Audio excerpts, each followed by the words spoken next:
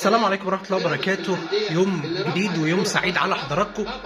النهارده نهائي كاس مصر والنادي الاهلي بيلعب بيراميدز، بس انا مش فاهم فيه ايه. هو فيه يا جماعه؟ يعني المباراه من اولها عصيبه وكلنا توقعنا الموضوع ده، والشوط الاول يعتبر 3/4 مفيش فيه كوره، مفيش كوره خالص، مفيش يعني اللهم غير فرصتين من كهربا وتسديده كده على الماشي من عبد الله السعيد. ولكن يعني الماتش كان عصيب وضرب كتير وكرة منحصرة في نص الملعب وإصابة رامي ربيعة وإصابة عبد الله السعيد. والشوط الثاني يعني كان على نفس الشاكلة، مفيش فرقة من الفرقتين عارفة تطلع بالكرة من الخلف للأمام، لحد ما بتيجي يعني كعادة المباريات المتأزمة بتتحل بالكرات يعني الثابتة.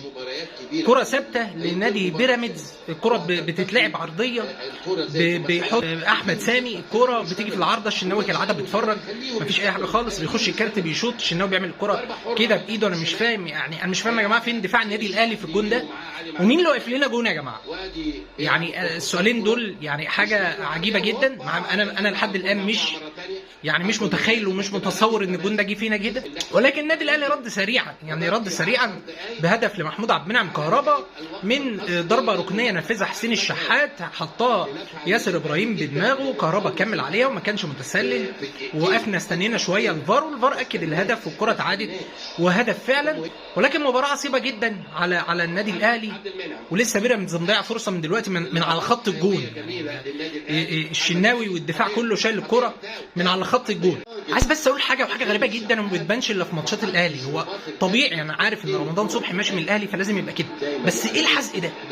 كميه حزق من رمضان صبحي غير طبيعيه تخليه لو فضل يحزق كده في الماتشات كلها ياخد احسن لاعب في العالم، مش في مصر يعني.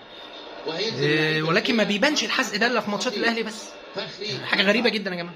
كان في برضه ضربه جزاء للنادي الاهلي في الشوط الاول، امين عمر حسبها ولكن رجع للفار لغاها. الكره بصراحه يعني جايه في صدر اسامه جلال، بانت في العاده ان هي جايه في صدره ومفيش فيها جدال ومفيش فيها نقاش. ولكن كان في بقى لغط ان الكره اصلا طلعت كورنر، يعني فهو ما رجعها لناش كورنر ليه؟ اوضحها لحضراتكم. هو يعني الكره لو كانت طلعت كورنر وبعدين الفار نده لامين عمر قال له تعالى شوف الكره بينالتي ولا لا، كنا نكمل كورنر تاني.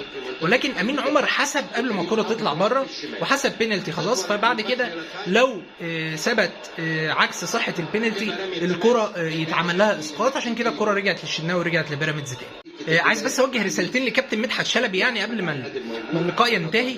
يعني كابتن مدحت، انما كابتن مدحت انت رايك، انت اللي بتقول ان هو لا قيمه له على الاطلاق. يعني في رايك الذي لا قيمه له على الاطلاق انت بتقول الاهلي بيلعب من غير راس حرب. هو الثلاث فرص بتوع الاهلي مين اللي جابها؟ ما كهربا كره بدماغه، حضرتك قلت لعبها بام دماغه تمام، وكره ثانيه كانت على يعني عند نقطه الجزاء كده شاطها ولكن قلشت من على وش رجله عشان كان بيشوطها وهو بيقع، وكره ثالثه جون. مفيش حد عمل خطوره من النادي الاهلي غير كهربا اللي هو الفيرود بتاع النادي الاهلي، اللي حضرتك مش مقتنع ان هو فيرود وان النادي الاهلي بيلعب من غير فيرود. خلاص يا عم خليك في حالك يا عم. لا لا الا الله.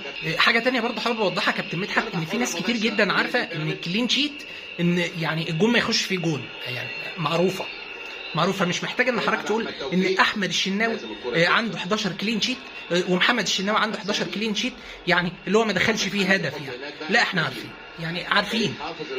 ويصفر كابتن امين عمر عشان يودينا ل وقت اضافي. النادي الاهلي محتاج تغييرات يا جماعه، النادي الاهلي محتاج تغييرات، محتاج اليو ديانج ينزل عشان ينقل الكره من خلف للامام شويه بانطلاقاته المعهوده، محتاج حد مكان بيرسي تاو خلاص استنفذ مجهوده. حسين الشحات يعني بيحاول وبيستلم تحت ضغط وكل حاجه، ولكن بيرسي تاو كان مختفي تماما الشوط الثاني. هدف الكاس حمدي فتحي بيحط جول حلو جدا. شوف حسين الشحات حطها له وحطها لحظه خروج الشناوي. هل بقى كل عام وانتم بخير يا بيراميدز ولا لا؟ ده اللي هنشوفه في الدقايق المتبقيه. ولكن هو خلاص كده تقريبا الشوط الاول هينتهي وهيشرف على الانتهاء، وحمدي فتحي بيمس على بيراميدز بجون برأسيه، ماركه حمدي فتحي وماركه كولر الكرات العاليه اللي بتبقى خلف المدافعين اللي بيروح حمدي فتحي وكهربا، حاجه كده بتفكرنا بماتش الزمالك والهدف الثاني للنادي الاهلي، ووجهه نظري ان ده هدف الكاس. انتهى الشوط الاول الاضافي بنتيجه 2-1، وانا عندي فكره ممكن باتشيكو يعملها، يعني رايي الشخصي يعني الذي لا قيمه له على الاطلاق، على راي كابتن مدحت شلبي. بص يا عم باتشيكو، طلع شيكابالا ونزل كاسونجو. النادي الاهلي بالتغييرين اللي عملهم دول، بنزول محمد شريف واليو ديانج، خروج بيرسي تاو وكهربا، بغير الطريقه ل5-4-1 صريحه، بنزول حمدي فتحي ما بين قلبين الدفاع، وخلاص محمد مجدي قفشه هيبقى هاف شمال، وهيلعب محمد شريف لوحده قدام، وهيعتمد النادي الاهلي على الهجمات المرتده عن طريق انطلاقات اليو ديانج ومحمد شريف. وزي ما احنا شايفين ان حمدي فتحي ساقط مع فخر الدين بن يوسف كاخر واحد في الملعب، يعني في النص كده تلاقي حمدي فتحي واخد فخر الدين بن يوسف ونازل ما بين قلبين الدفاع. بوس ايدك يا شناوي، انا نفسي اعرف انت بتعمل ايه. يعني اقول لحضرتك طالع كرة بالونه، طالع عايز تمسك الهوا، مش عارف، حسين شالها من على الخط. انت جبت جون يا عم حسين، والله يا حسين جبت جون. لا لا لا لا لا لا لا لا لا لا ايه يا عم الشناوي. عبد المنعم ادى الفخر الدين بن يوسف في وشه بقاله نص ساعه، ومدحت شلبي بقى. يا جماعه ايه اللي حصل في الملعب؟ انا مش عارف ايه اللي حصل، يعني هل في حاجه يا جماعه؟ انا مش عارف. يا عم عبد المنعم اداله في وشه بقاله ساعه، باين طرد لعبد المنعم مباشر. الله يصلح حالك يا عبد المنعم، الله يصلح حالك. عبد المنعم هيلعبنا مثلا 4-5 دقايق على اعصابنا وناقصين واحد، قصاد فرقه قاعده بتهاجمنا اصلا، والمدرب بتاعنا لعب يعني 5-4-1 عشان يدافع، فانت قمت مطلع له واحد من الخمسه. يا اخي الله يهديكوا، يا اخي الله يهديكوا. انا مش عارف اخر دقيقه، انا مش عارف خالد عبد الفتاح سايب الكوره والشناوي سايب الكوره، ومش عارف ده كريم حافظ ولا حمدي ده ولا مين اللي ينوب ثواب فينا وحط الكوره بالشكل ده. انا مش عارف ربنا يستر. ما عادش الا دقيقه،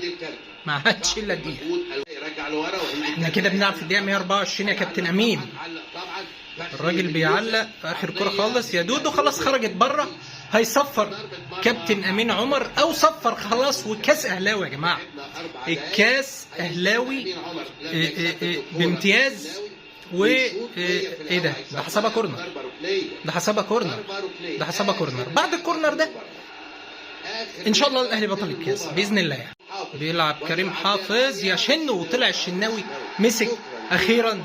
وكل عام وانتم بخير على راي كابتن مدحت شلبي، والنادي الاهلي بطلا للكاس موسم 2021-2022، ويضرب موعدا مع نادي الزمالك في كاس السوبر. ولا عزاء لاي حد الصراحه، ولا عزاء لرمضان حزقه ونادي بيراميدز كاملا، مع انهم ادوا بصراحه مباراه كويسه. وبحلم بيك، انا بحلم بيك، وفي يوم السوبر مستنيك يا زمالك.